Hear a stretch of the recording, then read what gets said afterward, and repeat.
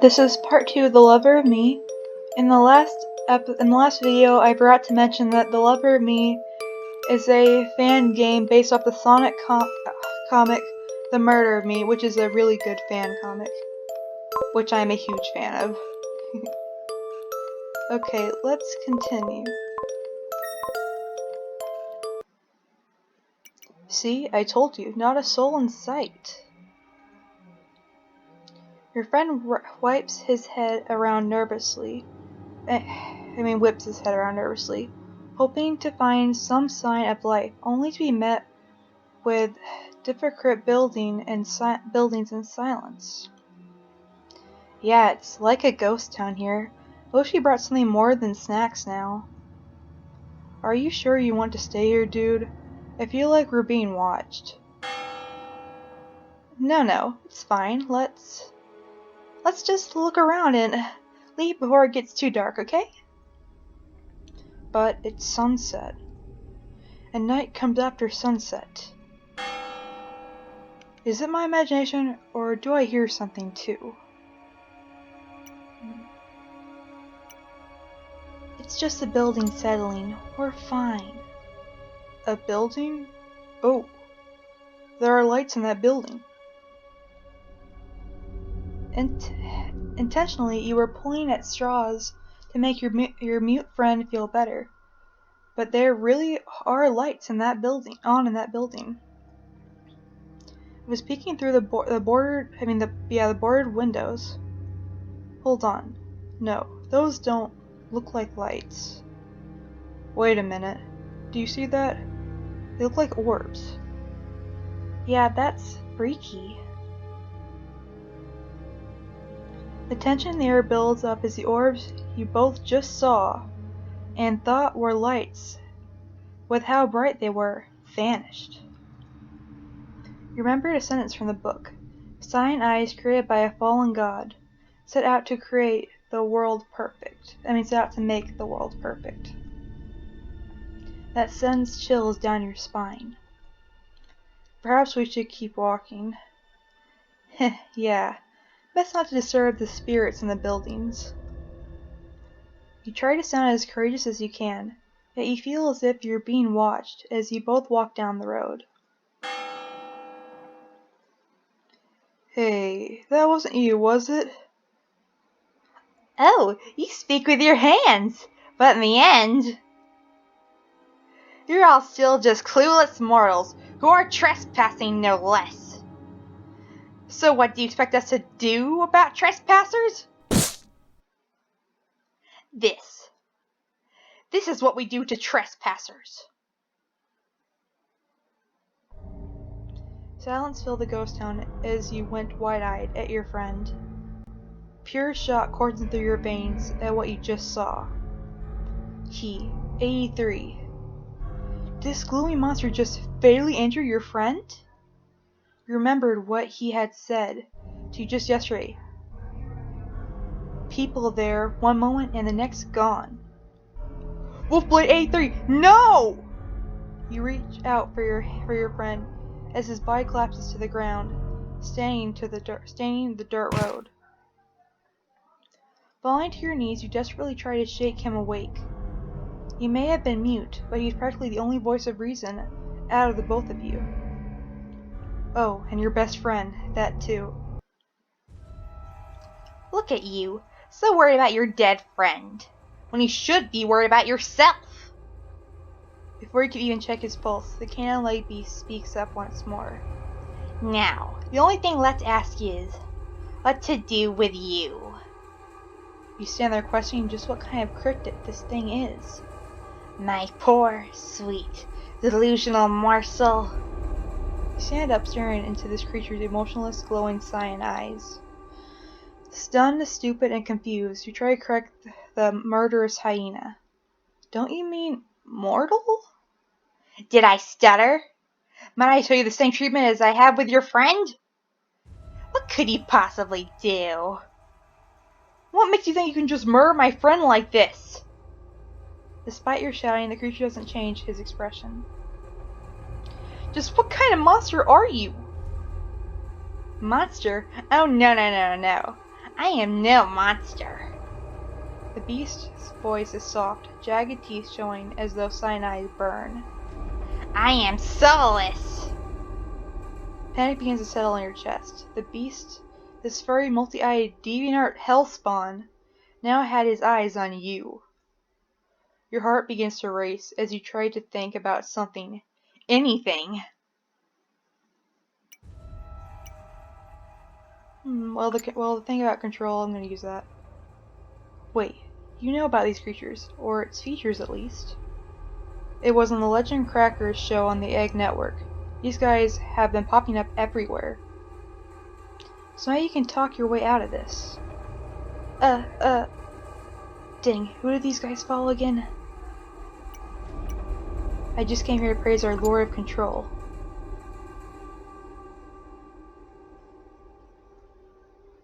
Well, why didn't you just say so? We can go praise him together. Oh, your heart jumps as the creature's sudden excitement as he grabs your arm, pulling you further into Easton. Let's go! Oh boy. Welcome to the sacred lands of our master. Did you have a nice trip? The whole deadly silent walk to this dingy cave just had to come to the thrilling conclusion of you tumbling down into a pitch-black abyss. Ow! Why the hell did you push me off that shallow cliff? That was a bit extreme, don't you think? Cease the noise that comes from your talk from that hole in your face. You'll disrupt the quiet of God's domain. Is he speaking to you now? Telling you to be quiet when he was standing at the surface shouting? So far, he hasn't shut his furry little mouth. This whole silent walk has been nothing but master this, master that. Barbecue sauce is the best. And now here you sit on your rear end at the bottom of a murky, damp cavern floor. You struggle to your feet as the hyena jumps down without harm in front of you. I know you mortals bruise like a banana, but come on, you aren't down and out from one little fall, are ya? Dude, what the heck? Perfect, let's go. I hate you, Scrap. As a furry bipedal creature drags you into the darkness, you look around at the gloomy cavern walls. Scanning them over, you see multiple messy and disjointed scrawlings of a giant ball of something. Fluff? No, wait. There are bright cyan eyes fixated on the ball of fluff. They look like ancient cave paintings. It's so neat. I love things like that. You find it surprising that Legend Crackers never did an episode on this. Ancient mythic scribbles on walls that are likely older than anyone on Mobius. Passing another wall, you stop in your tracks and gaze upon it for a brief moment. Mysterious beings, sentences, symbols, and very faint handprints are visible. We are perfect, that says. Everything about this wall of scribbles gave you the strange notion of being watched. I hope that notion is my cats watching me, and not the painting on the wall. As if there were eyes upon you, but there weren't the same eyes as... Then it hits you. The fact that you didn't even know that thing's name. Well, what else do you have to lose, really? You saw your fear and anxiety as to tap his shoulder. To your surprise, despite him being alive, his body is ice cold. He smells of frozen over dirt after a hailstorm. Hey, what's your name? The lavender beast turns to you, cyan eyes beaming with amazement. You wish to know the title I went by when I was immortal? No one's ever asked me about that before. I mean, you sort of dragged me here, so at least you can do is give me your name. Scrap! That is what Master calls me. The crypt's creepy little smile and cheerful tone gave you shivers. but something about it was endearing. Even if he did have rather pointed teeth and glowing eyes. Well, it's nice to meet you, Scrap. I'm Luna Starlight. The beast gave a wider grin, seeming to enjoy the air of unease surrounding your very being. You two continue your trek further into the depths of the cave. Not too long now, mortal. Oh, watch the corpses! Words fail you as you stumble over pieces of decayed flesh and dismembered body parts. The smell makes your stomach turn, but you dare not show any sign of fear. With every step you begin to feel as if more and more of reality, and well yourself, is being taken away. You stay eerily silent. The only sound is the echoing footprints as the two of you walk further, and further into this dark champs. Let's face it, you did say you wanted to worship the dark god that you didn't even know the name of. I actually know his name, but Looking back on it, you really should have paid more attention to the legend crackers when they started talking about cults. I can smell your fear, mortal. Are you afraid? He looks at you, an eyebrow raised, and stopped just before an entryway of some kind. You jolt nervously, putting on your best fake BS courageous voice. No, not at all. Oh, you are afraid. Furry fanfiction fodder smacks your back. Don't worry, you may be imperfect now, but just wait until you see God. He'll make you perfect.